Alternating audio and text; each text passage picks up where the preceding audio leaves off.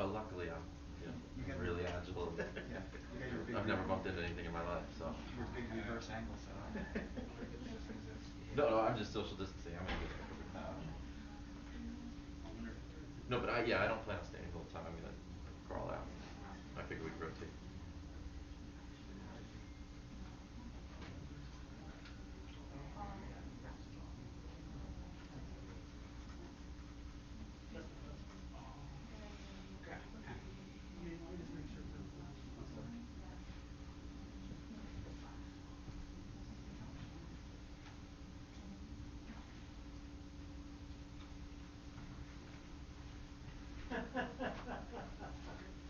Yeah, sure. Is there somewhere else? No, no, I'm gonna stand there. I'm just social Are you gonna go distancing down until here? until they come in. Perfect, gotcha, Sure, no sure. problem.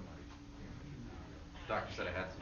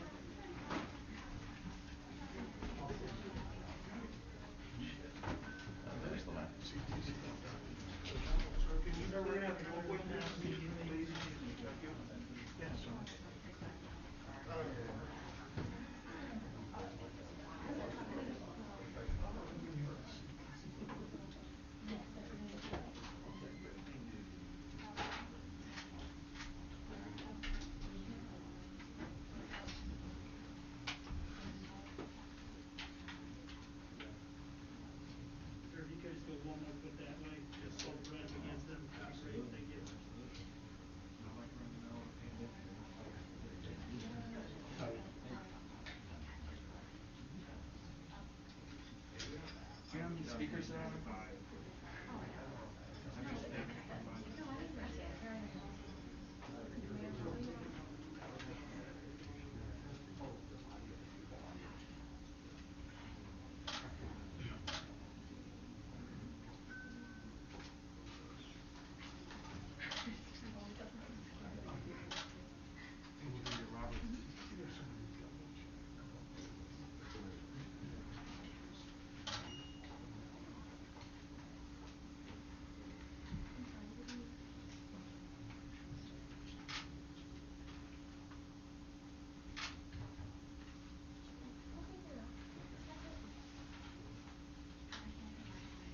doing good. Except I keep missing my cheeks. I know. I know. So it's frustrating. Are we doing color back? Are we just doing temperature? That was about 4 for me. About 41, that's fine.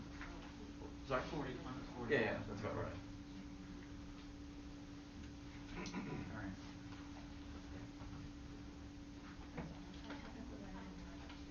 So you might be able to see this one over there. See the unless the gentleman can get nice enough to see over that. Oh, thank you so much. Thank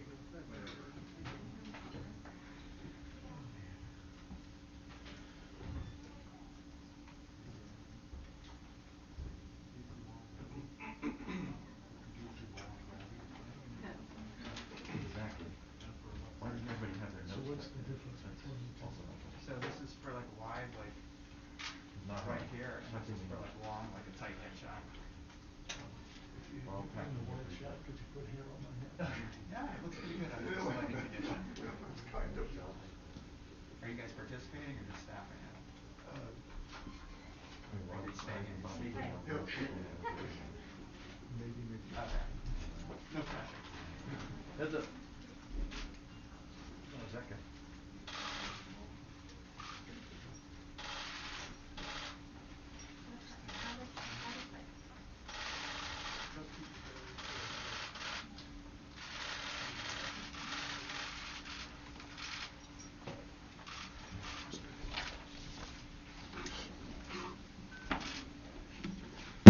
Good afternoon, and thank you very much for coming. This is representative of our legal team. We're representing President Trump, and we're representing the Trump campaign. When I finish, Sidney Powell and then Jenna Ellis will follow me, and we will present in brief the evidence that we've collected over the last, I guess it is 2 weeks. Also, Joseph DeGenever, Victoria Tenzing are here with me.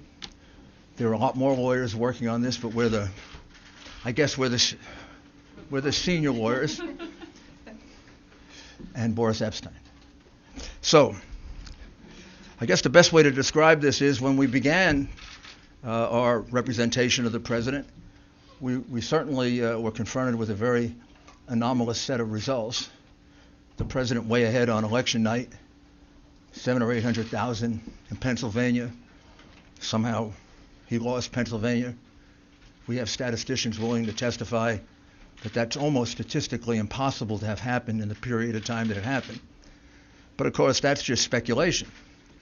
As we started investigating, both our investigations and the very patriotic and brave American citizens that have come forward are extraordinary. Extraordinary number of people. Extraordinary number of witnesses, and what emerged very quickly is there's not a singular voter fraud in one state. This pattern repeats itself in a number of states, almost exactly the same pattern, which to any experienced investigator, prosecutor, would suggest that there was a plan from a centralized place to execute these various acts of voter fraud, specifically focused on big cities, and specifically focused on, as you would imagine, big cities controlled by Democrats, and particularly focused on big cities that have a long history of corruption. The number of voter fraud cases in Philadelphia could fill a library. Just a few weeks ago, there was a conviction for voter fraud and one 2 weeks before that. And I've often said, I guess sarcastically, but it's true, the only surprise I would have found in this is if Philadelphia hadn't cheated in this election.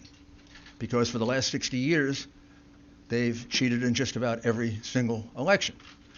You could say the same thing about Detroit. Each one of these cities are cities that are controlled by Democrats, which means they can get away with anything they want to do. It means they have a certain degree of control over, certainly control the election board completely, and they control law enforcement. And unfortunately, they have some friendly judges that will issue ridiculously irrational opinions just to come out in their favor. So let's start with the specifics. Pennsylvania. In Pennsylvania, the margin of victory now for Biden, which is not a victory, it's a fraud, is 69,140 votes. The reality is that we are now at a count of 682,770 ballots, for which we have affidavits that there was no inspection of that ballot at the time that it was entered in the vote. It was a mail ballot. Mail ballots are particularly prone to fraud. We were warned about that by Jimmy Carter, President Jimmy Carter, and Secretary Baker in a report about a dozen years ago, in which they said that mail balloting is particularly susceptible of fraud, that we should very carefully consider ever doing it, and that it can be taken advantage of. Justice Souter warned us of the same thing in a comment in an election law case. And even the New York Times wrote articles about how dangerous mail-in voting was. And this is the first time we ever did it en masse, and I think we proved that all three are prophets. It's not only susceptible to fraud, it is easily susceptible to fraud, particularly if you have a plan or scheme which sounds eerily similar to what Joe Biden told us a few days before the election, that he had the best voter fraud team in the world. Well, they were good. I don't know that they were that good because they made significant mistakes, like all crooks do, and we caught them. One of them was pushing out Republican inspectors. Every state, almost every civilized country, even Tanzania and places you wouldn't think of, have rules about inspectors, particularly for mail-in ballots. And why particularly for mail-in ballots? Because they can more easily be defrauded, and you can't check on it. People who have never done a mail-in ballot, I'm going to show you why it's so easy. Well, you fill out an envelope like this. You put usually in New York it would be your assembly district and the precinct in which you're voting. You fill out your name and your address, and you sign it. You then use an inner envelope, and you put the ballot inside the inner envelope. You seal it all, and you send it in. When it's being counted, almost invariably in the United States, up until the mass cheating that went on in this election, a Republican and a Democrat inspector, as well as others, if there are other parties, is allowed to watch the unsealing of this ballot. Used to go on all over America when we conducted honest elections. Because the only time you can ever find out if it's a fraudulent ballot is when it is looked at. The minute you approve this, it's thrown away, gone for eternity. The only thing left is the vote. That could have been Mickey Mouse. That could have been a dead person. That could have been not filled out properly. That could have been the same person 30 times. That could have been, and all these things have happened, by the way. That could have been nothing filled out. We never know. So, for example, the recount being done in Georgia will tell us nothing, because these fraudulent ballots will just be counted again because they wouldn't supply the signatures to match the ballots.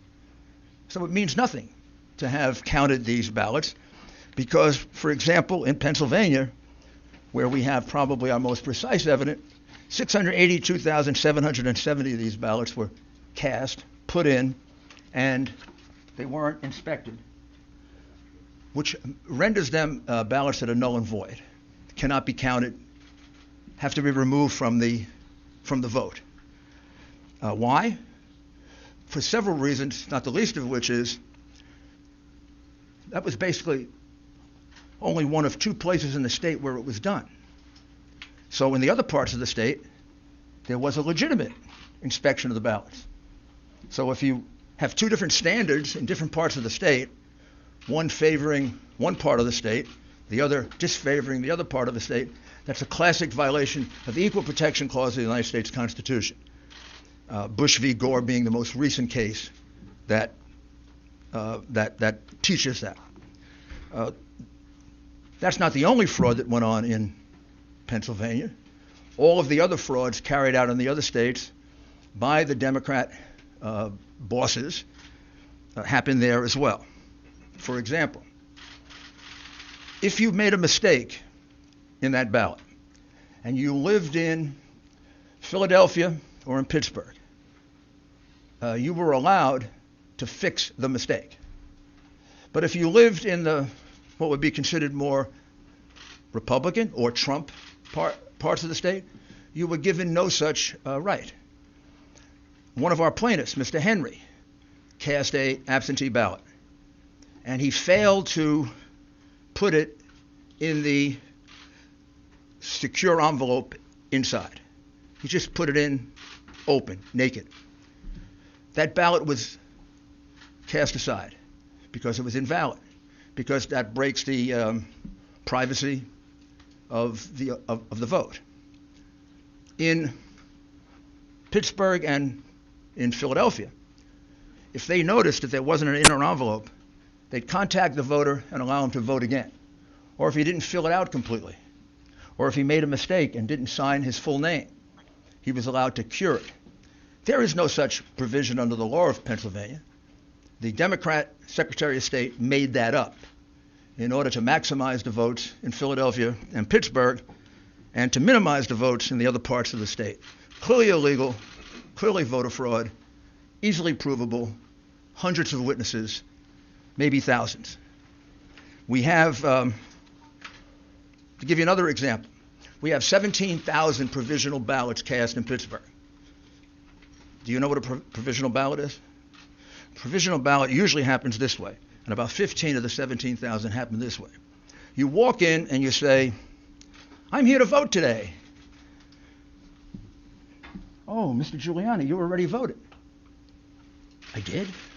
I don't remember voting." "Oh, yes, you cast an absentee ballot." "No, I didn't." "Yes, you did." "No, I didn't." "Yes, you did." So why does that happen 17,000 times in Pittsburgh? People walked in thinking actually 15,000 to be precise. Why did it happen 15,000 times that people in Pittsburgh walked in to vote and they had already voted according to the Democrat election machine? Did they forget? That many people with bad memories in Pittsburgh? Or is the following correct? That as witnesses will testify, they were instructed by the Democrat bosses when they had a ballot in which there was no one registered, just assign it to somebody. Just assign it to Rudy Giuliani. So when maybe Rudy Giuliani won't show up to vote.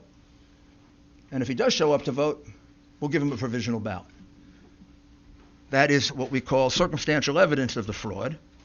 The direct evidence of the fraud are the people who will testify that, in fact, that's what happened to them, as well as the 50 to 60 witnesses we have for the way they were treated and not allowed to inspect the ballots. They weren't just not allowed to do it. They were pushed. A few cases they were assaulted. In all cases, they were put in a corral so far away, probably the closest they got is from here to the back of that room. We could do like did you all watch My Cousin Vinny? You know the movie? It's one of my favorite law movies because he comes from Brooklyn. And when the nice lady who said she saw, and then he says to her, how many fingers do I got up? And she says, 3. Well, she was too far away to see it was only 2. These people were further away than my cousin Vinny was from the witness. They couldn't see a thing. Now, I don't know. You're going to tell me that 60 people are lying? They didn't just tell me this. They swore under penalty of perjury, which is something no Democrat's ever done. You don't even ask Biden about this. You don't put him under penalty of perjury. He doesn't even get asked questions about it. He doesn't get asked questions about all the evidence of the crimes that he committed. These people are under penalty of perjury. Their names are on an affidavit. They swear that they weren't allowed to carry out their function as inspectors. And it's not just a technical thing. There's a reason they did it. Why would you not allow people to carry out the function they've been allowed to do for 50 years, 60 years? Why wouldn't you allow inspections of those ballots? Because you knew you were going to use those ballots to catch Biden up. And you had a big road ahead of you. You had to catch him up for 700,000 to 800,000 votes that he was behind. And the only way you were going to do it was with the mail-in ballots.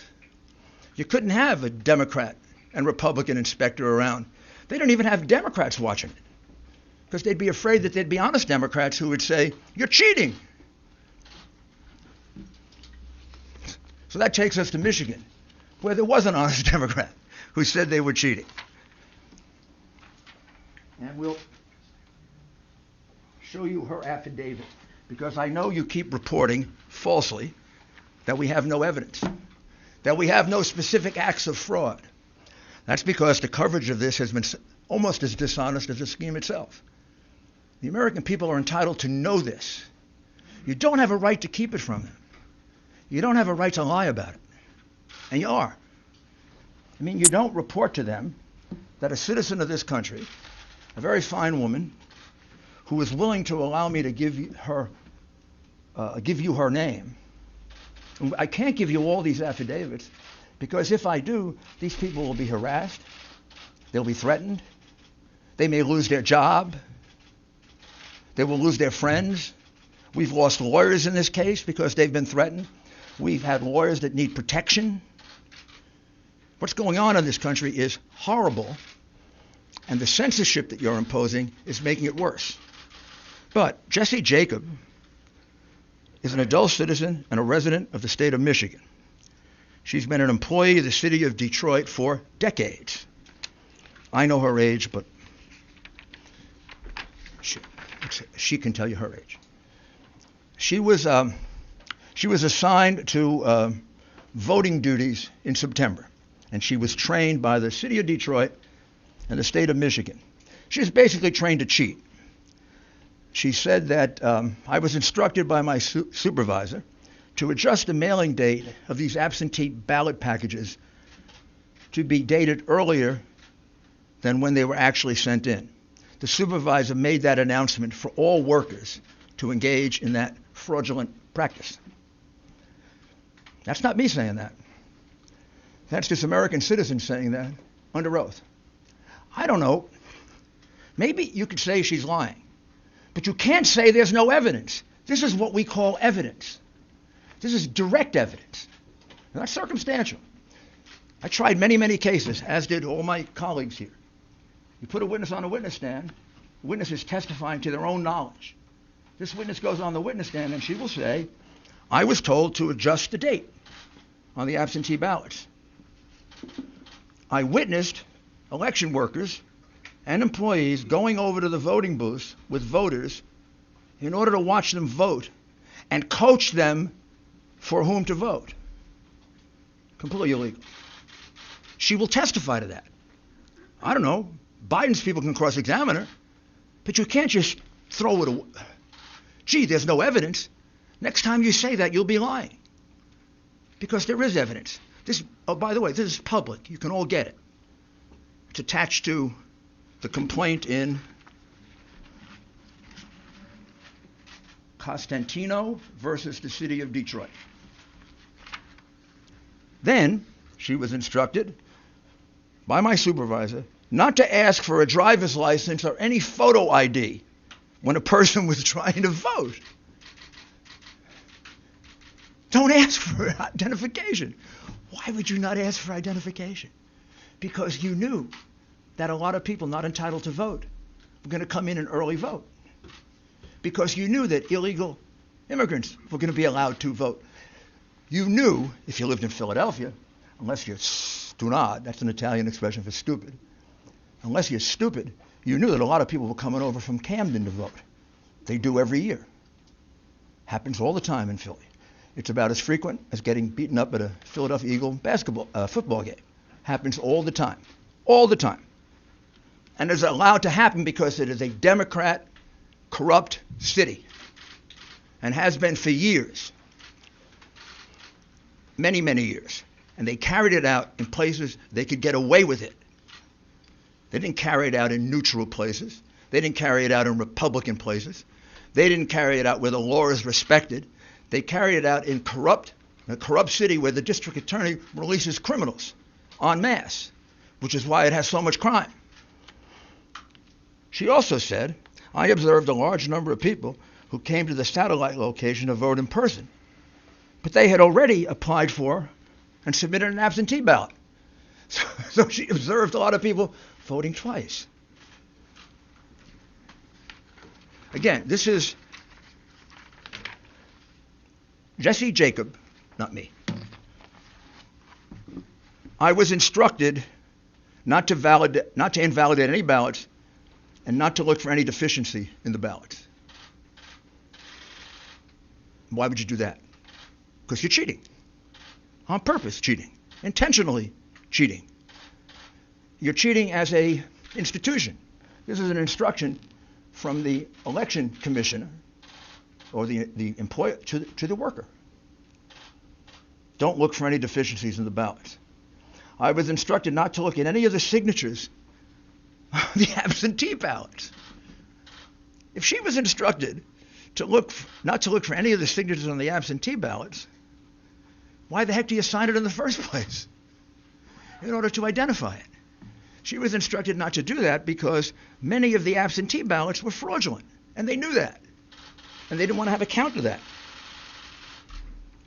On November 4, 2020, I was instructed to improperly predate the absentee ballots when the receipt date was actually was after November 3rd, 2020. Now this is really significant because Justice Alito of the Supreme Court instructed Pennsylvania that any ballot that comes in after 8 o'clock on November 3rd, 2020, had to be put aside and not opened because there's a question as to its legality and its constitutionality.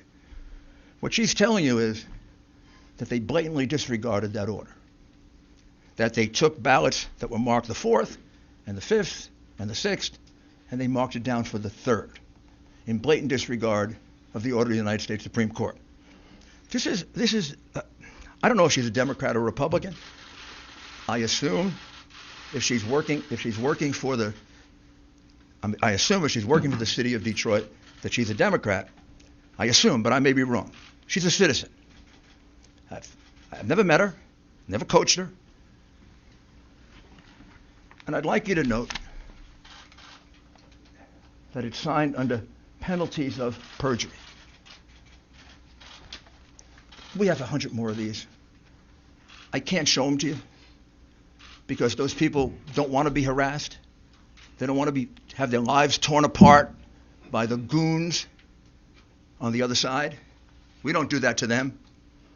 They've done that to a lot of our people. They've done it for 4 years. And it's outrageous that it's tolerated, and it's tolerated because you condone it in the press, and you don't cover it, and you don't condemn it. And it shouldn't happen to a Republican or a Democrat. A lawyer shouldn't have to withdraw from a case because he's representing the President of the United States. There are many more affidavits here. I'd like to read them all to you, but I don't have the time. You should have had the time and energy to go look for them. That's your job. Like it's my job to defend the president and to represent the president. It's your job to read these things and not falsely report that there's no evidence. Do you know how many affidavits we have in the Michigan case? 220 affidavits. They're not all public, but 8 of them are. 4 affiants here, those are people who give affidavits, report an incident that under any other circumstances would have been on the front page of all your newspapers if it didn't involve the hatred that you have, irrational, pathological hatred that you have for the president.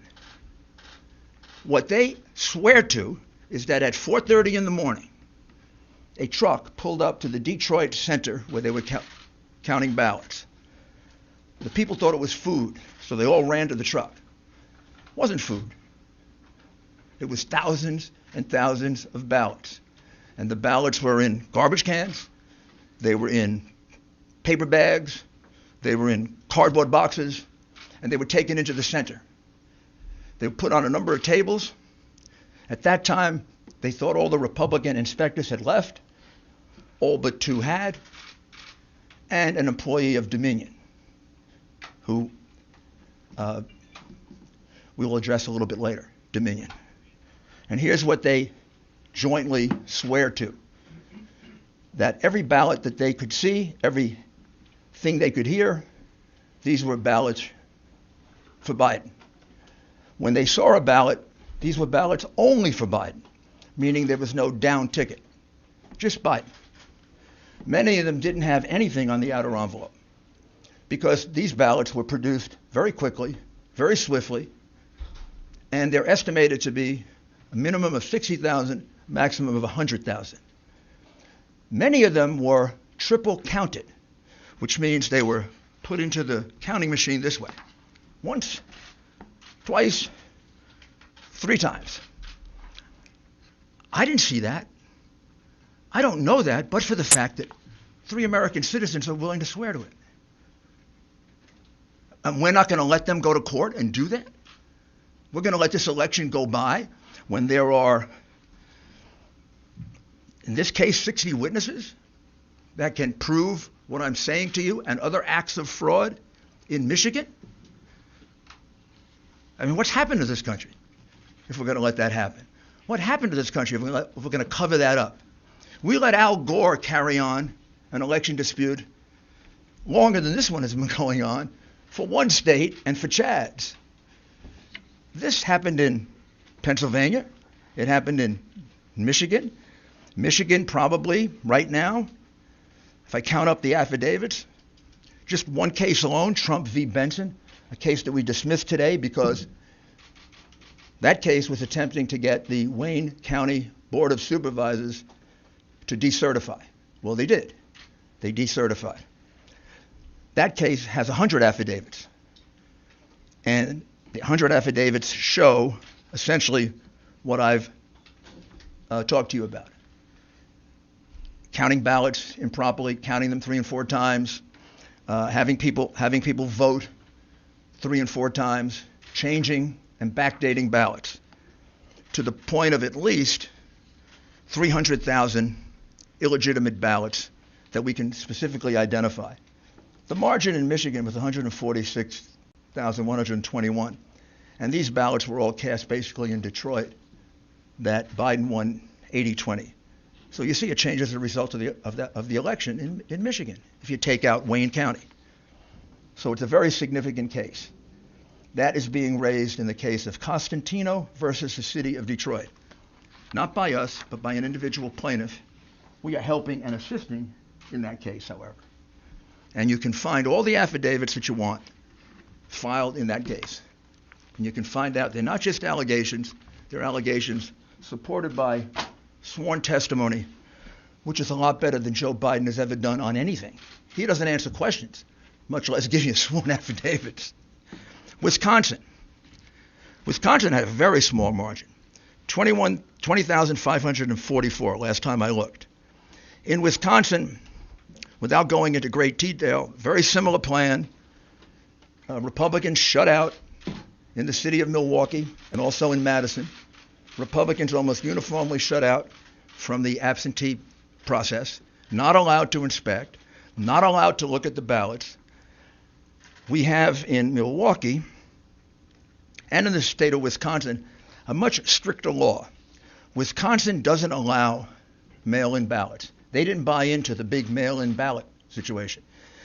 Wisconsin, when you look at their constitution, almost seems to not like absentee ballots. They state it's not a right, a privilege. And they have very, very strict procedures.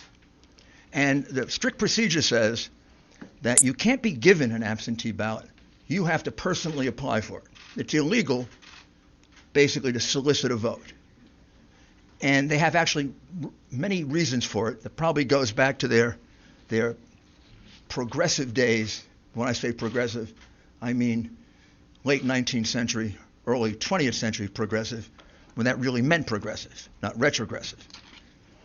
So there are 60,000 ballots in Milwaukee County and 40,000 ballots in Madison that, as far as we can tell, and this is why we're auditing, because we have very good information, the numbers are going to come out about here, that don't have applications. Under the law of the state of Wisconsin, already decided, if there's no application for an absentee ballot, the absentee ballot is thrown away. This all happened in two places in Wisconsin. Didn't happen in northern Wisconsin. Didn't happen in Republican Wisconsin. Didn't happen in neutral Wisconsin, where there are an equal number of Republicans and Democrats. It happened in a place where the vote was 75, 80% for the Democrat. You take away any number of those, and that 20,000 lead disappears. In other words, if you count the lawful votes, Trump won Wisconsin by a good margin. Indeed, if you count the lawful votes in Pennsylvania, he won it by about 300,000 votes.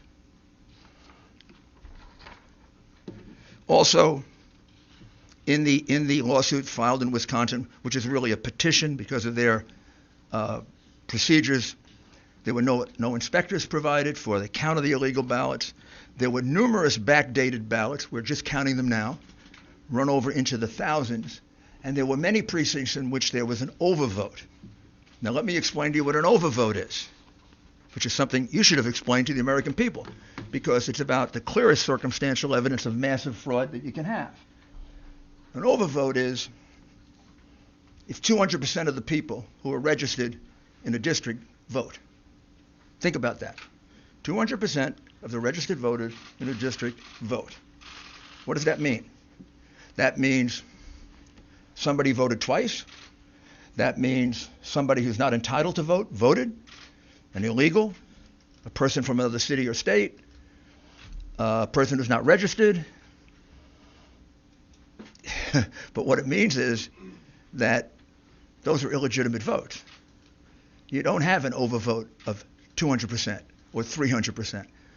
You don't have an overvote of 100%. Most precincts don't have 100% turnout.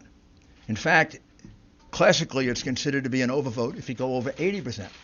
Well, in Michigan and Wisconsin, we have overvotes in numerous precincts of 150%, 200%, and 300%. One of the reasons why the two Republicans did not certify in Wayne, Michigan, Wayne County, Michigan, is because the overvote was so high, monstrously high, in about 2/3 of the precincts in the city of Detroit, which means magically 2 and 3 times the number of registered voters turned out to vote. In fact, we have precincts in which 2 times the number of people who live there, including children, voted. That's absurd. The frustration of this is, what I'm describing to you is a massive fraud. It isn't a little teeny one. It isn't, 100 votes switched here or there. Georgia, we're about to file a major lawsuit in Georgia. That'll be filed probably tomorrow. I don't need to go through it. Virtually the same things I've told you before. In the city of Atlanta, Republicans were not allowed to watch the absentee mail-in ballot process. Inspections completely cast aside. And we have numerous double voters. We have numerous out-of-state voters. And we have specific evidence of intimidation and changes of vote. That'll all be in the lawsuit that comes out tomorrow. Arizona is a state that we're looking at very, very carefully. I would say we're probably going to bring a lawsuit in Arizona. More than probably. I think we are going to bring a lawsuit in Arizona. We're still collecting that evidence. And the state that we're looking at that would surprise you is we have very, very significant amount of fraud allegations in the state of New Mexico, and we have a significant number of allegations in the state of Virginia. I don't know yet whether the number in Virginia will reach the number that can turn the election. In the states that we have indicated in red, Georgia, Pennsylvania, Michigan, Wisconsin, Nevada, and Arizona, we more than double the number of votes needed to overturn the election in terms of provable illegal ballots. All you got to do to find out if I'm misleading you at all is to look at the lawsuits. Look what's alleged, look at the affidavits. Maybe we can supply more affidavits. In order to do it, I have to get permission from the people. But in the materials I have here, there are at least 10 that come from citizens. We have 1,000 at least. And we're getting more every day. And there are other aspects of this fraud that at this point I really can't reveal. This is really enough. It's enough to overturn any election. It's disgraceful what happened. And I'll conclude by asking you to just think about this for a minute. What happened on the morning of November 3rd when they were going to count this new kind of ballot, this mail-in ballot? Did every Democrat leader in Pennsylvania and in Michigan and in Wisconsin and in Georgia and in Nevada and in Arizona, they all wake up and all separately have the same idea? Did they all separately have the idea that we're going to put Republican inspectors in pens? We're not going to let them look at mail-in or absentee ballots? They all independently come up with that. Like, just by coincidence. They say, hey, we're going to put the Republicans in pens and corrals. We're going to do it in Pittsburgh. We're going to do it in Philadelphia. We're going to do it in Detroit. We're going to do it in Milwaukee. We're going to do it in Las Vegas. We're going to do it in Phoenix. What did I miss? Oh, we're going to do it in Atlanta. Or isn't the logical conclusion that I think any jury would accept after they heard this evidence that somebody had this plan? Maybe that was always the plan, to do this very, very questionable form of voting, which has been criticized by President Carter, by Secretary Baker, by most experts on election reform. I think the logical conclusion is this is a common plan, a common scheme. It comes right directly from the Democrat Party, and it comes from the candidate. Clearly. That's the reason why Hillary Clinton said, don't concede, even if you're losing. That's the reason we had a Freudian slip by the candidate. And he said he had the best voter fraud team in the country. That's the reason why he probably didn't have to go out and campaign. He had to have known what they were going to do. This had to be planned in advance.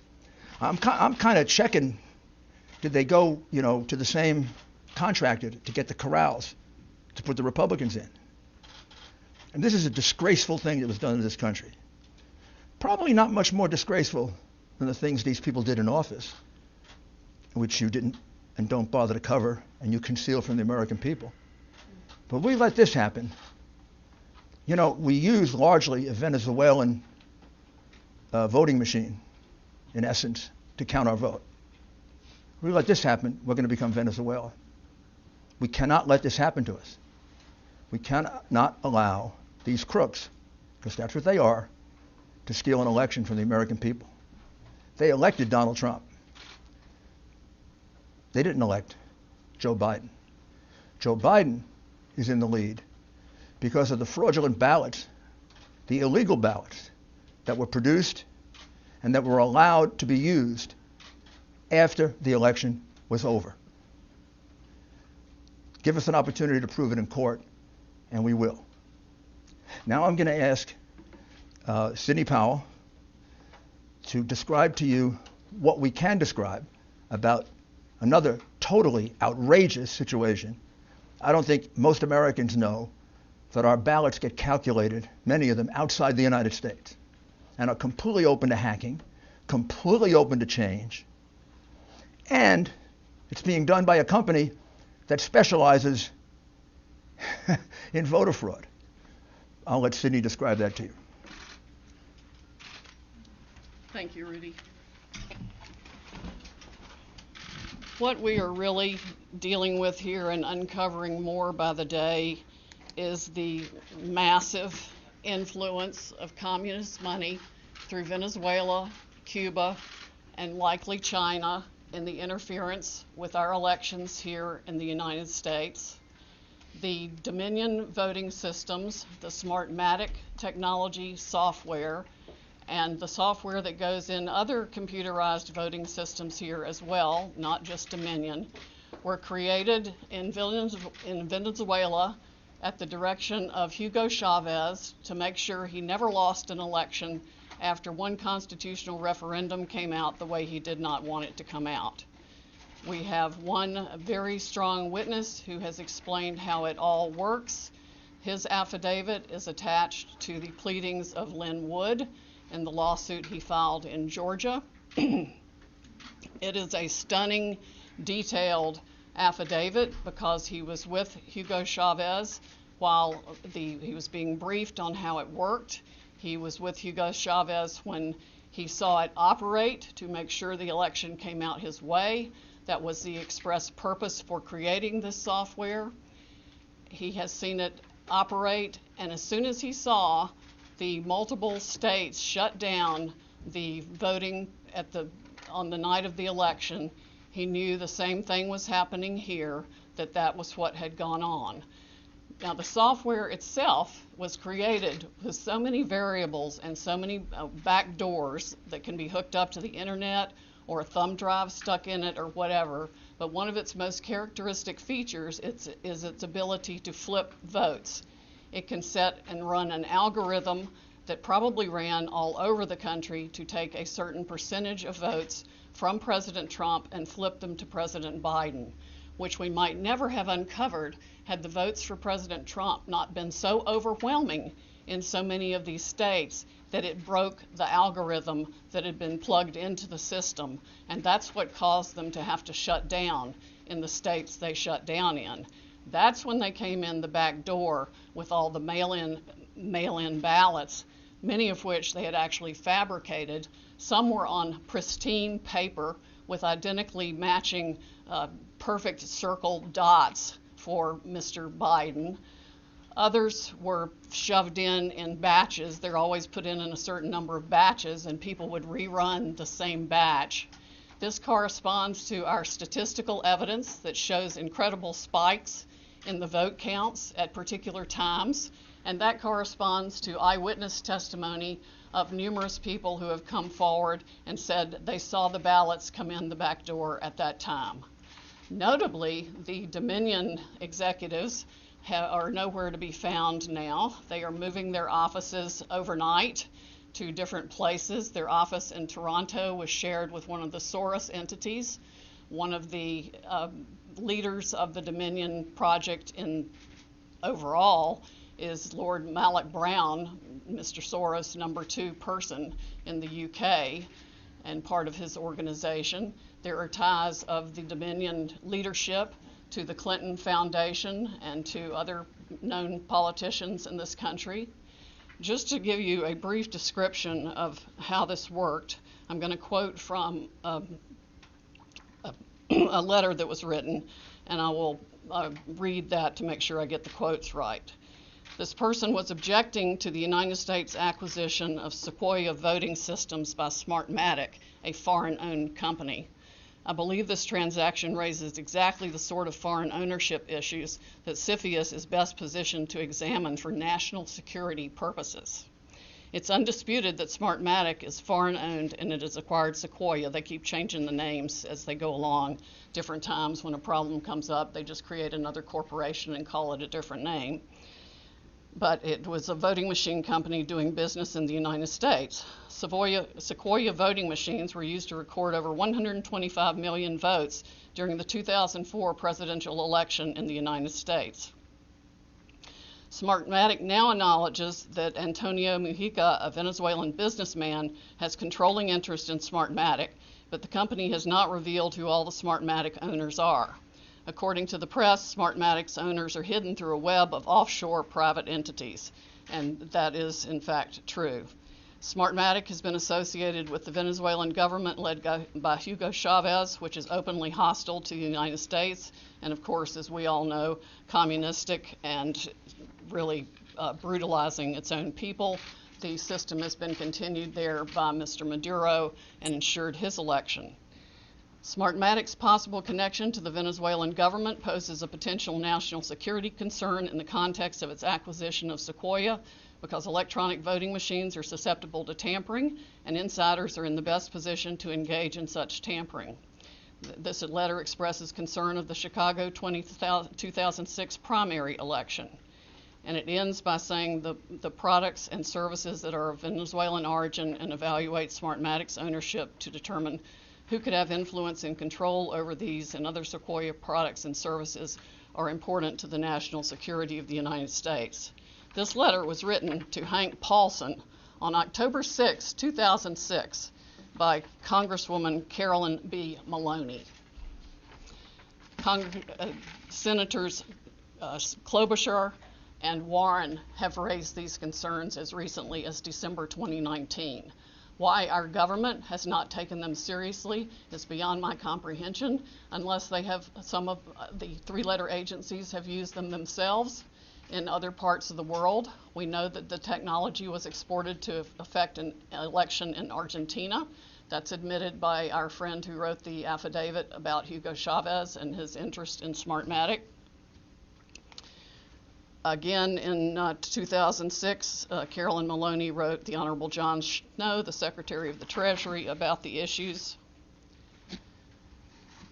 Speaking of Smartmatic's leadership, one of the Smartmatic patent holders, Eric Coomer, I believe his name is on the web as being recorded in a conversation with Antifa members, saying that he had the election rigged for Mr. Biden, nothing to worry about here, and they were going to F Trump. His social media is filled with hatred for the president and for the United States of America as a whole, as are the social media accounts of many other Smartmatic people. There has been widespread use of this. Dominion itself is utilized in 2,000 jurisdictions in 30 states. It has been uncertifiable in multiple states who realized all the problems that it had, including Texas. Experts have described it across the board, from a Princeton group of 3 professors to experts that we have talked to about its end user vulnerabilities. People can admittedly go in and change whatever they want. They can set the ratio of votes from one thing to another. They can say that a Biden vote counts as 1.25 and a Trump vote counts as 0.75. And those may be the numbers that were actually used here. It's not just the swing states that were affected. The algorithm was likely run across the country to affect the entire election. Like I said, we only discovered it this year because of the overwhelming number of votes for President Trump in the swing states that caused the machines to have to shut down for them to backfill for adding votes. We have evidence of different numbers of votes being injected into the system, the same identical, unique 6-digit number multiple times in at least 2 states that we've analyzed so far, and I'm talking about like 341,542 votes for Biden and 100,012 for Trump. There's no explanation, no logical explanation for the same numbers being injected 20 minutes apart into the machine. The software manual itself, you can download it from the internet, and I would encourage you all to read it. because it specifically advertises some of these things as features of the system. Why it was ever allowed into this country is beyond my comprehension, and why nobody has dealt with it is absolutely appalling. The machines were easily accessible to hackers. There's a video on the net that it will explain to you how a kid with a cell phone can hack one of these voting machines. There's been no oversight of Dominion or its software. Workers in each county were trained by Dominion, but there's no evidence of any monitoring otherwise. We have testimony of different workers admitting that they were trained how to dispose of Trump votes and add to Biden votes. The software has a feature pursuant to which you can drag and drop any number of batches of votes to the candidate of your choice or simply throw them away. So we have mathematical evidence in a number of states of massive quantities of Trump votes being trashed, just simply put in the trash like you would on your computer with any file, and Biden votes being injected. That's addition to the flipping. I mean, it really happens in two ways. There's an algorithm that runs that automatically flips all the votes, and then each operator has the ability to go in, override settings. They can ignore a signature. They can ignore the top line of the ballot. They can go down ballot and select who they want to change the results for. The gentleman who founded Smartmatic, there's video of him on the internet explaining that yes, at least one occasion he admits they changed 1 million votes with no problem. Many of the jurisdictions that have had this problem might not have known of the issues, but many did. And I think a full-scale criminal investigation needs to be undertaken immediately by the Department of Justice and by every state's equivalent, Attorney General's office or state investigatory unit, because there's evidence of different benefits being provided to the people who spent $100 million of taxpayer money at the last minute for their state to get the Dominion voting systems put in time for this election in different ways. There's one person that a lawyer told me got, quote, election insurance, meaning that he would be able to make sure he was elected. I'm sure they explained that feature in detail to many people who expressed interest in putting this voting system in. Texas denied certification of the Dominion system in 2019, but there are no doubt issues with the software that Texas did use, unbeknownst to Texas, I would imagine, since they went to great trouble to examine the Dominion systems and reject them. But other software, the source code that does the alterations is embedded, we have been told, in the source code all across the country in all the voting machines. There's no doubt it has been used to alter elections in other countries. We know specifically that Venezuela exported it for that purpose to Argentina and other Latin American companies to make sure that the corrupt rulers who were willing to pay the highest price for being in office were allowed to rig their elections. This is stunning, heartbreaking, infuriating, and the most unpatriotic acts I can even imagine for people in this country to have participated in any way, shape, or form. And I want the American public to know right now that we will not be intimidated. American patriots are fed up with the corruption from the local level to the highest level of our government, and we are going to take this country back. We are not going to be intimidated. We are not going to back down. We are going to clean this mess up now. President Trump won by a landslide. We are going to prove it, and we are going to reclaim the United States of America for the people who vote for freedom. How come you're not suing in the Wisconsin counties that use this? Why are you only doing a recount? And excuse me that we're not out to the questions at this point. So excuse me, we're not at the questions at this point. My name is Jenna Ellis, and I'm the senior legal advisor to the Trump campaign, and I'd like to just explain now where we've been and where we're at and what you can expect from this process. So what you have heard, I'm sure, in the fake newspapers tomorrow will be one of two things. Either there was not sufficient evidence that we've presented, or we spoke too long. Okay, so what you've heard now is basically an opening statement. This is what you can expect to see when we get to court to actually have a full trial on the merits, to actually show this evidence in court and prove our case. This is not a Law and Order episode where everything is neatly wrapped up in 60 minutes. For those of you who are here in this room or have maybe tuned out in other networks, clearly you've never been court reporters. Trials take time. Putting on evidence takes time. This is basically an opening statement so the American people can understand what the networks have been hiding and what they refuse to cover, because all of your fake news headlines are dancing around the merits of this case and are trying to delegitimize what we are doing here. Let me be very clear that our objective is to make sure to preserve and protect election integrity. President Trump has been saying from day one that this is about maintaining free and fair elections in this country. It is not about overturning an outcome. It is about making sure that election integrity is preserved, and every American should want that. If every American is not on board with that, you have to ask yourself why.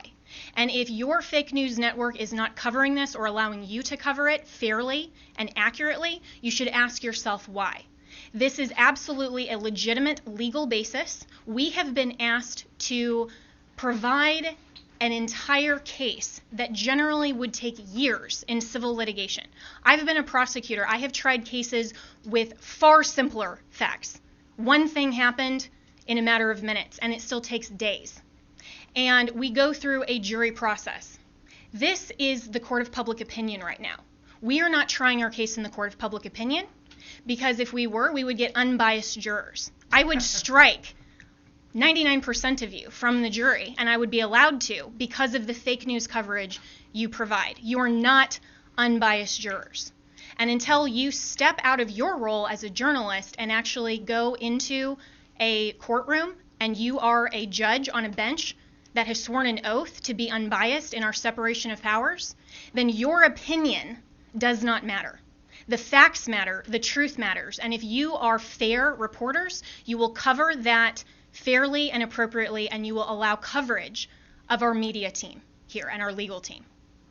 That is absolutely shocking that all you cover are around the margins, and I've seen all of you taking pictures right now, and I can anticipate what your headlines are going to be. If you are not willing to talk about the evidence that has been presented, then that is absolutely unacceptable for journalistic standards. This is an opening statement. This is something where we have told you what the evidence will show, and we have given you a brief description. That happens in a courtroom all the time, where that's not the fact-finding process. That is just an overview. That is what we have given you today because the American people deserve to know what we have uncovered in the last couple of weeks. Remember, this is such a short time frame. And this is an elite strike force team that is working on behalf of the president and the campaign to make sure that our Constitution is protected. We are a nation of rules, not a nation of rulers. There is not someone that just gets to pick who the next president is outside the will of the American people. And that is our task, because when we talk about voter fraud, it's actually election official fraud.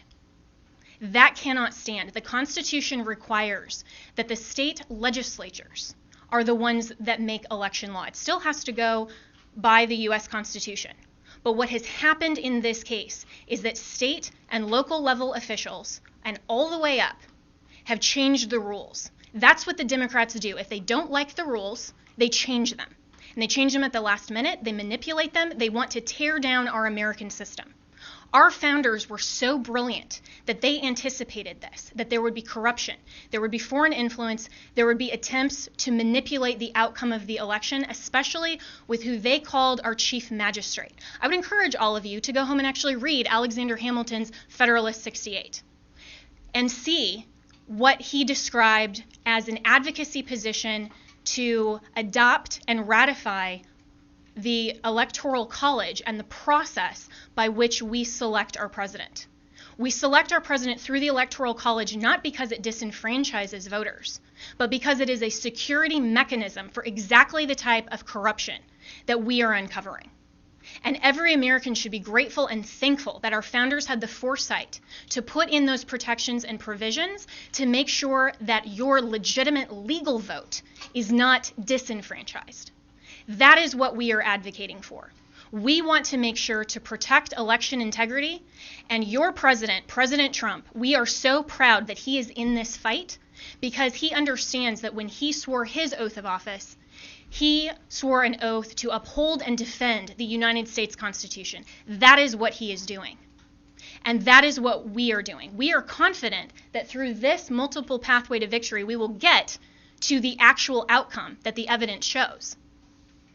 But this is not about overturning an election on our part. It's about making sure that we protect and preserve free and fair elections for all future American elections. If the United States caves to corruption or this type of election integrity disaster, then no election will be secure from here on out. And we all need to be keenly aware of that. We are the representatives here that are standing in this gap and defending President Trump and defending you, the American people, at the end of the day. This is ultimately about the United States of America. And we want to make sure to protect and defend that. And as my colleagues have said, we will not back down. We won't be intimidated. President Trump will not be intimidated. You, the American people, should not be intimidated. You, the press, should cover this fairly and should know that this matters to election integrity and it matters to the future of our nation.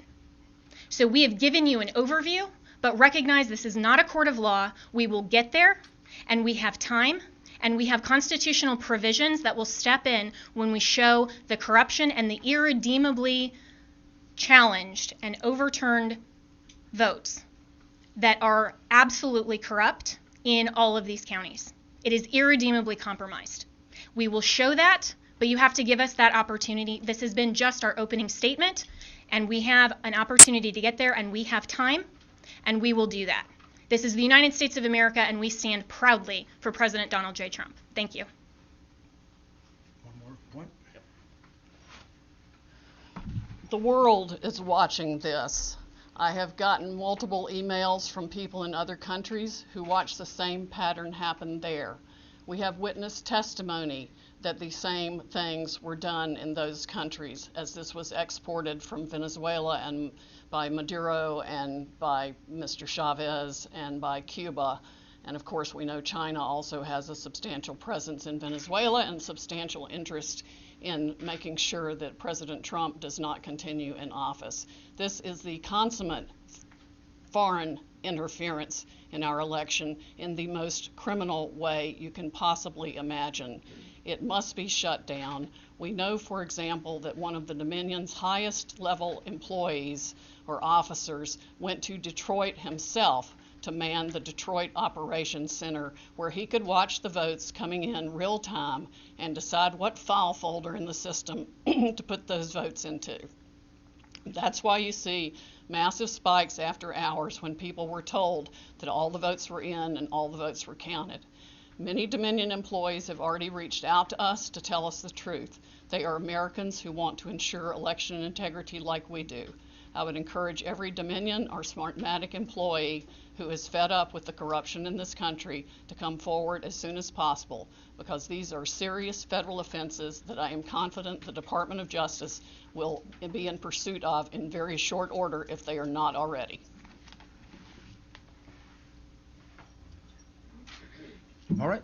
A few questions? Yeah, Mayor Giuliani, this sort of reminds us of 30 years ago, they had federal judges doing consent decrees over elections. So you had a federal judge overseeing the election. This is old Chicago days. Will you be asking that in Georgia, where you have the two Senate races, to have the U.S. District Court judges and federal authorities monitoring elections?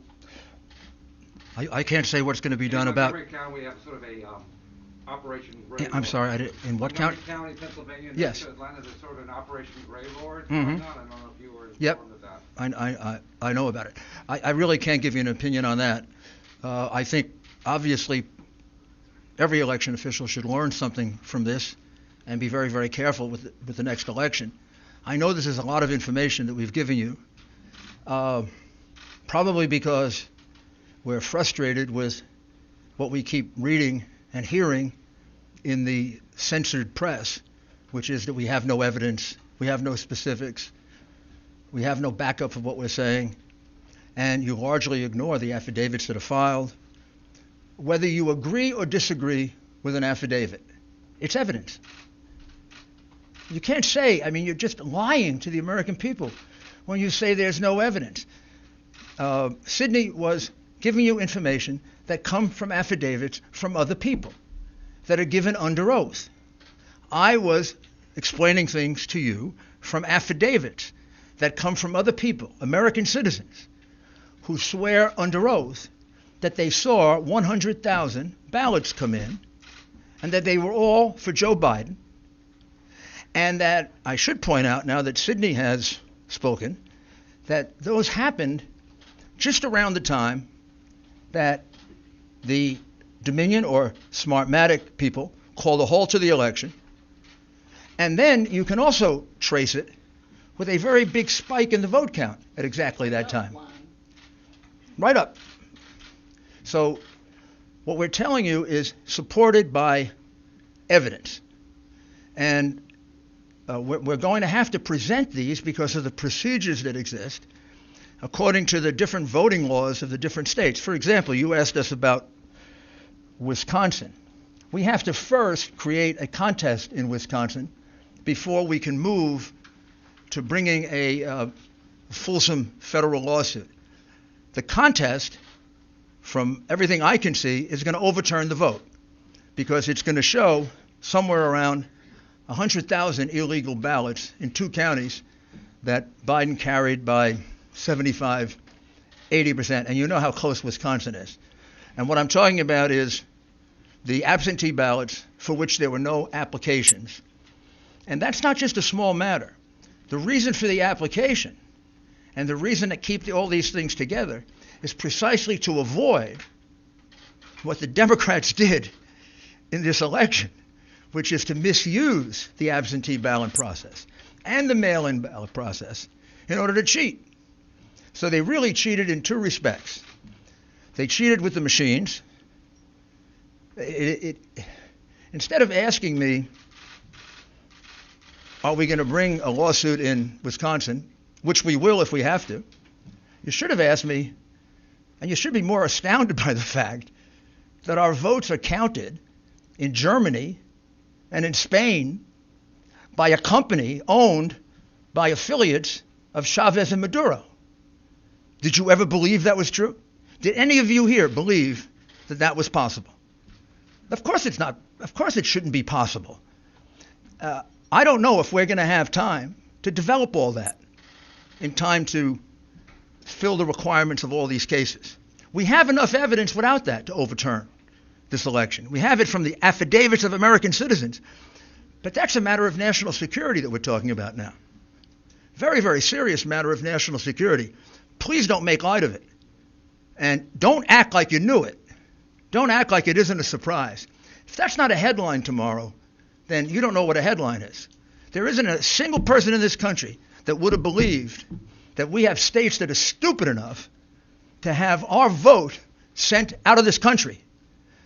You couldn't possibly believe that the company counting our vote, with control over our vote, is owned by 2 Venezuelans who were allies of Chavez, are present allies of Maduro, with a company whose chairman is a close associate and business partner of George Soros, the biggest donor to the Democrat Party, the biggest donor to Antifa, and the biggest donor to Black Lives Matter.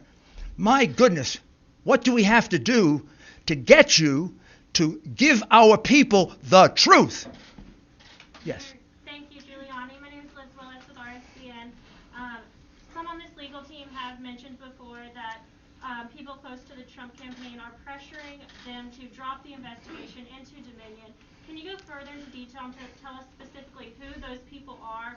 Also, if it's possible, can you tell us if they work with some of our powerful defense groups in the United States, such as the CIA? The last part was, do they work with defense groups? With defense groups and the CIA.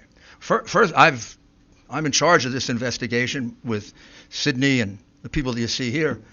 There's been no pressure to stop investigating Dominion. No one's In fact, there's pressuring y'all to stop. no, there's pressure to go as fast as we can. I mean, I think there was uniform shock when we first heard it. I think when I first heard it, I didn't believe it until Sydney showed me the documents. And in fact, I feel kind of stupid, and you all should, because all you had to do is go online and find out that Smartmatic is owned by Venezuelans close to Chavez. You can Google it. Well, unless they take it down. I preserved it, so you can find it. Not, you know, and by the way, the Coomer character, who is close to Antifa, took off all of his social media. Haha, but we kept it. We've got it. The man is a vicious, vicious man. He wrote horrible things about the president. He is completely biased. He's completely warped. And he specifically says that they're going to fix this election. I don't know what you need to wake you up, to do your job, and inform the American people, whether you like it or not, of the things they need to know. This is real. It is not made up. It is not. There's nobody here that engages in fantasies. I've tried 100 cases. I prosecuted some of the most dangerous criminals in the world. I know crimes. I can smell them. You don't have to smell this one. I can prove it to you 18 different ways. I can prove to you that he won Pennsylvania by 300,000 votes. I can prove to you that he won Michigan by probably 50,000 votes. When I went to bed on election night, he was ahead in all those states, every single one of those states. How is it they all turned around? Every single one of them turned around? Or is it more consistent that there was a plan to turn them around? And since there are witnesses who say there was a plan to turn them around, and it kind of begs credulity to say that it all happened in every single state, my goodness, this is how you win cases in a courtroom. Sir, is it your goal here to pressure officials and lawmakers in these battleground states to block or delay certification so the GOP can pick their own electors? Is that the end game here? Our goal here is to go around the Iron Curtain of censorship. That what publication are you with? CNN. It's to go around the outrageous Iron Curtain of censorship and get facts to the American people that if you were a fair and honest network, you'd have been reporting for the last 2 weeks. These are facts. These are things that actually happened. These people really wrote these affidavits. These affidavits are really part of the public record. You're concealing them, you're covering them up, and our role here is to do your job because you don't do it. Chanel? Mr. Mayor, thank you, and to Ms. Howell as well. Where is our FBI? And have they expressed any interest whatsoever in looking into allegations of voter fraud and election fraud that you have pointed out in these 6 states? Come on, you have to have a little humor. We have witnesses who have actually reported. Where are you, things to the FBI? And nothing's happened as a result of it. I don't know where the FBI has been for the last 3 years. I have no idea where the FBI has been for the last 4 years. Explain to me how the FBI concealed a memo in the hand of Brennan to Obama saying that Hillary basically made up the Russian collusion plot. They withheld that for 4 years and cost our country $40 million and 2 impeachment, one attempted, one actual, and then an acquittal proceeding. I don't know where they've been. I don't know where they were on the hard drive. They got it 10 months ago. There are clear crimes revealed on it. Didn't do anything with that. I don't know where they are now. Our country has had its ballots counted, calculated, and manipulated in a foreign country with a company controlled by friends of an enemy of the United States. What do we have to do to get the FBI to wake up? Maybe we need a new agency to protect us. I have no idea. If I may speak for just a minute. In terms of the level of corruption we are looking at here, we have no idea how many Republican or Democratic candidates in any state across the country paid to have the system rigged to work for them. These people didn't do this just to take control. They make one heck of a lot of money off of it. Think about the global interests behind your own news organizations. Think about the pressure being brought to bear from the social media companies to shut down free speech on any challenge to the election. This is a massive, well-funded, coordinated effort to deprive we the people of the United States of our most fundamental right under the Constitution to preserve this republic that we all cherish. It is of the greatest concern. It is the 1775 of our generation and beyond. Sydney, speaking Yes. of our votes being held and processed, tabulated overseas, there's reports that there was a piece of hardware, possibly a server, picked up in Germany. Is that true, and is it related to this? That is true. It is somehow related to this, but I do not know whether good guys got it or bad guys got So it. we don't know who picked it up. Why are Cindy, you, I have a why are you question not on- Cindy, requesting a this is, recount in Wisconsin where the counties that use Dominion systems? I can only hear one person at the time. I'm going to take the one with the hands raised. I'm with Just the News. With Yes. Outlets. So question for you, Sydney. First, on the issue of the machines, do you plan to have, are you seeking a court order to either seize or subpoena or just to gain access to any of these machines in any of these contested districts? Have you begun that process? And when can we expect a timeline on that? And then for you, Mr. Mayor, you mentioned in Wisconsin and in Michigan these issues of overvoting. Where can we learn more about this? You're saying 150, 200%? Up to 350% in some Sure. places. Where would we get access to that data? And then to what extent were those people who showed up to vote in person? Because in Michigan, for example, they did allow same-day registration. Yes, well, the same-day registration causes problems with the vote signature and the registration itself. That's a whole different system that makes it impossible, really, to validate the signature. I mean, one person could sign the same name. I could sign John Smith, I could sign Kay Smith, I could sign, on both things and run 50 ballots that way. And we've got some evidence of that being done as well. Rudy, do you want to speak to the other part of it? Sure. We have now 3 overvote analyses done. One for Pennsylvania, one for Michigan, and one for Wisconsin. We're in the process, Georgia. We're in the process of doing the others. I'll check to see if it's appropriate for us to make it public. Well, I imagine it is, but you could actually do it. Yeah. You could do it yourself. A lot of the analysis comes from the real-time data that came through to the news medias the night and following the election. And some entrepreneurs out there have started crunching data themselves, in addition to multiple experts who could easily recognize, with the mathematical brain that I do not have, the beyond explicable deviations to the point of mathematical impossibility that 186,000 votes come in at once, all for Joe Biden. That's like flipping a coin 186,000 times and it lands on heads every time. That does not happen.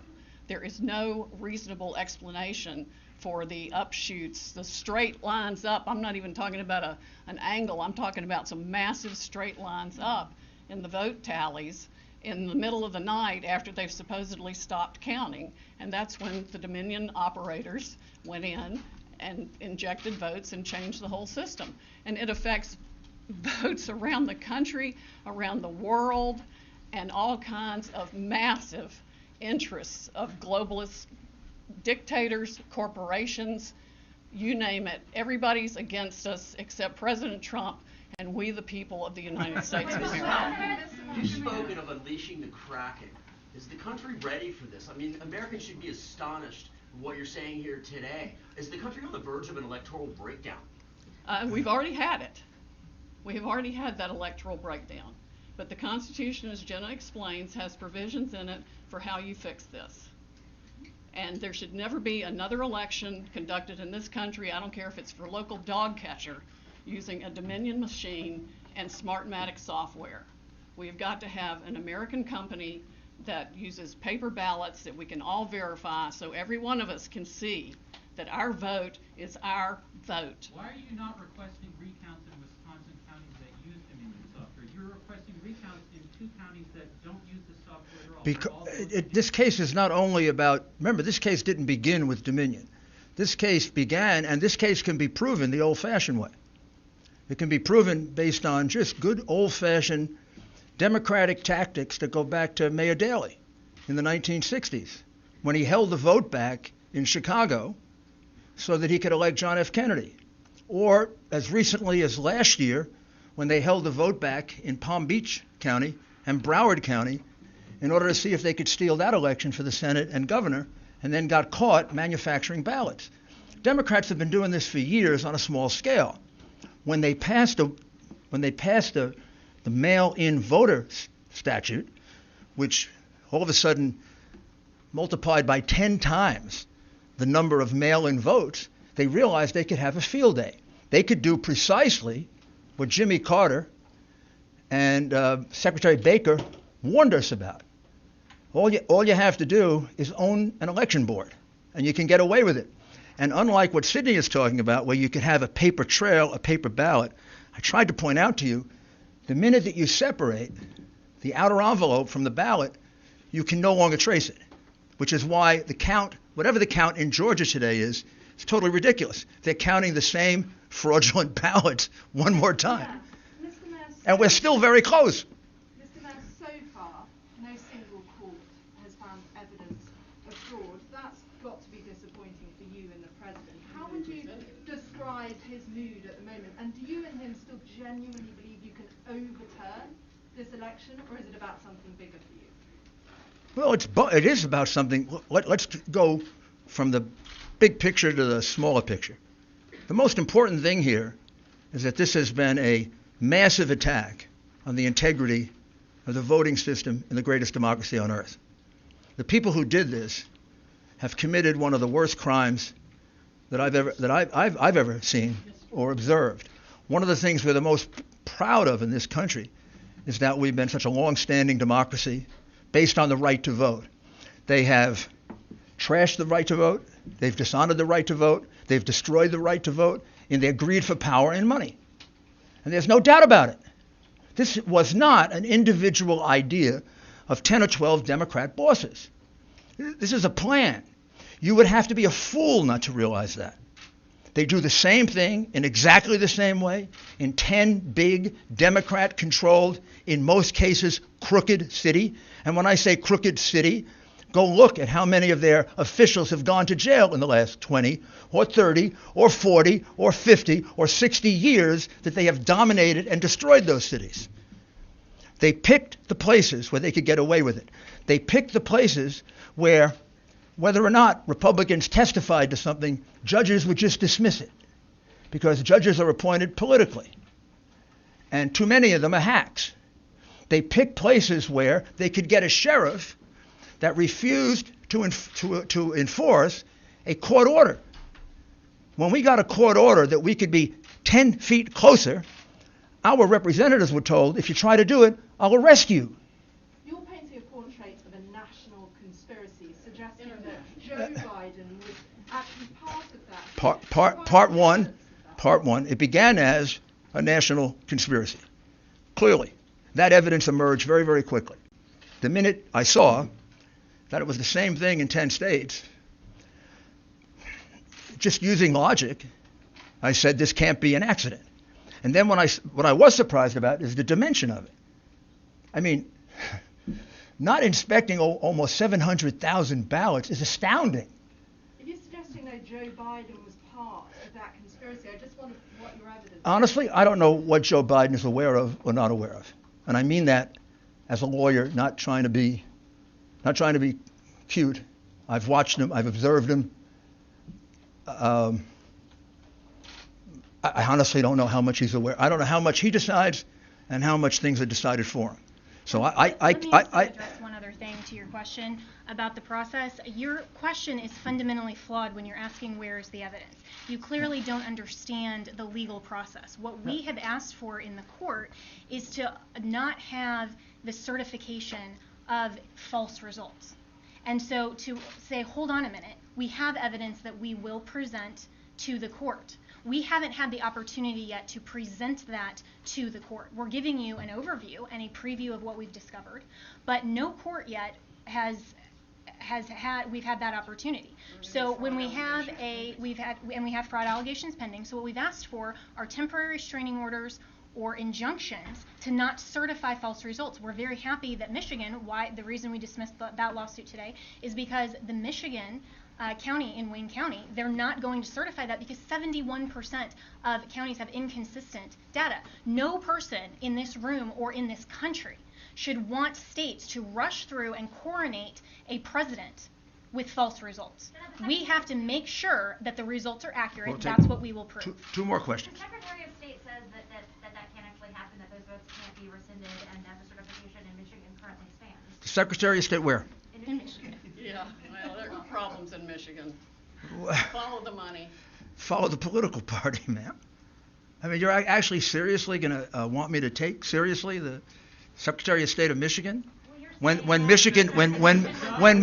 Secretary of State of Michigan never bothered to find out that the votes in her state were being counted in Germany by a Venezuelan company, and you want me to take her seriously or him seriously?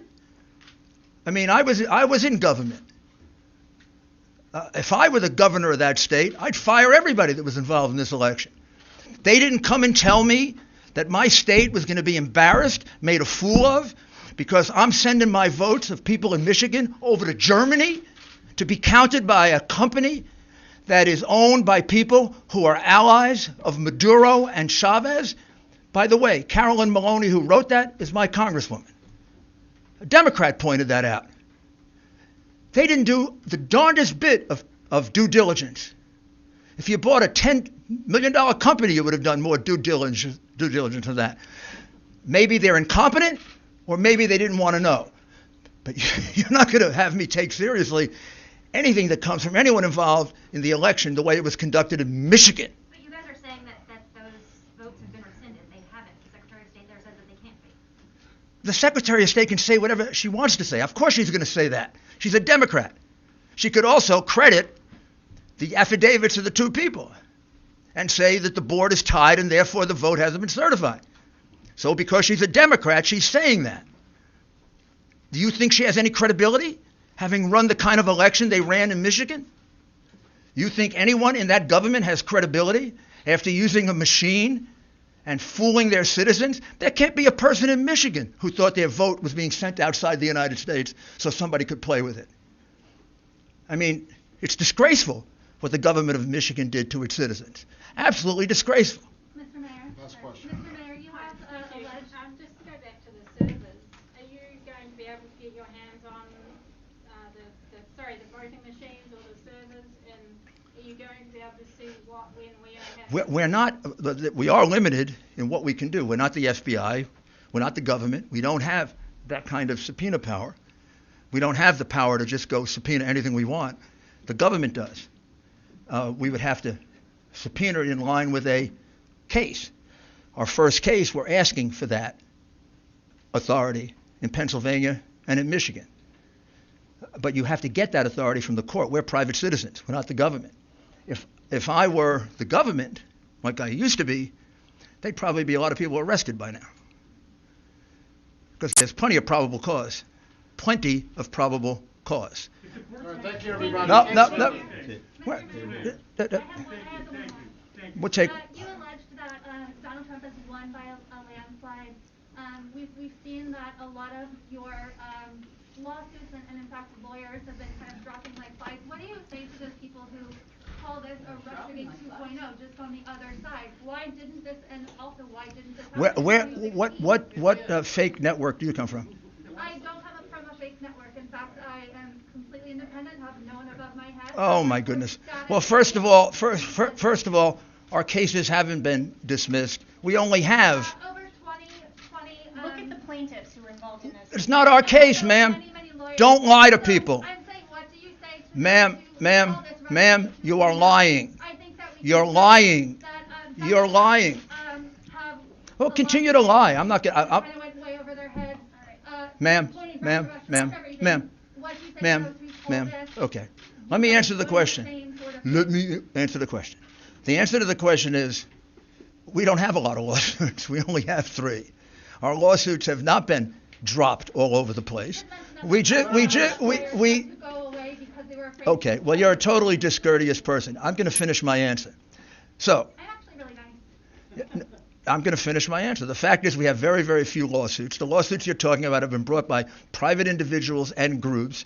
Most of them were dismissed for lack of standing, probably correctly, because they were brought before the election took place. The election is now over. The only lawsuit we have withdrawn is the one where we got the relief that we wanted, and that's the one in Michigan. We also have another lawsuit in Michigan that will accomplish the other objectives of what we want to do in Michigan. So it's silly to have 2 competing lawsuits. The only lawyer that left a case left because he was threatened. His family was threatened. His children were threatened. And so was the other lawyer. Yeah, that's true. We have a little difficulty getting lawyers because our lawyers get threatened with being killed because of the ridiculous way in which you cover this and the ridiculous way in which you cover. You haven't seen how I've covered this. Now, I'm not talking about you. I'm talking about everybody, but I get a pretty good sense from the way you handle yourself, how you cover it. All right, we're finished with you now. One last question. One last question from a... One last question. One last question. One last question from a reasonable civil person. Yeah, you are not. Yes. I'm not a reasonable person? No, her. She isn't. Okay, all right. Well, we'll find out. I'm from the Daily Caller, for the record. Oh, there we go. If the courts don't let you present these cases like Jenna just said, will you give the entire bulk of the evidence to the media to review? And if so, when? Or are you going to drag this thing out like the Hunter Biden hard drive again? We're not going to drag it out. I mean, it's ridiculous for you to say we're dragging it out. Al Gore had a lot more time than we've had, and we've had 2 weeks to investigate. So that's also completely unfair to say we're dragging it out. Also, if we're going to present things in court, if we present it to you, judges are not going to be very happy with us. And finally, I have to tell you, our witnesses don't want to be exposed to the tender mercies of a vicious press. I have great difficulty getting those witnesses that I did reveal to allow me to do it. They don't trust you. They don't like you. They think you put their lives in jeopardy with the spin that you put on what's going on here and with the unfairness in which you cover it. It's not easy to reveal the things that they tell me. So the answer is no. The answer is I can't do it because I can't put a witness's life in jeopardy or a person who thinks there's life in jeopardy. This woman tells me we have lawyers dropping out of the case. We have lawyers dropping out of the case because they're being threatened with destruction of their careers, destruction of their livelihood, and in some cases, destruction of their lives. That comes about because of the hysterical way in which you have covered Donald Trump and his administration. But we're going to change all that. We're going to go to court. We're going to prove it in court. I would love to release all the information that I have. I would love to give it to you all. Except most of you wouldn't cover it. A few of you would. And then we'd have half the American people probably informed. The censorship that is going on in this country right now by big tech and by big media is almost as dangerous as the election fraud that we're revealing. Maybe just as dangerous. We're headed to a very bad place. And it is not inappropriate that a Venezuelan company counted our votes. Thank you. Please allow the legal team to leave without effort. Thank you. And you got it right there, Rudy Giuliani giving a breakdown of what's happening. A lot of this reporters and a lot of people here saying they don't know what the hell's going on. So stay tuned for more updates. Yeah.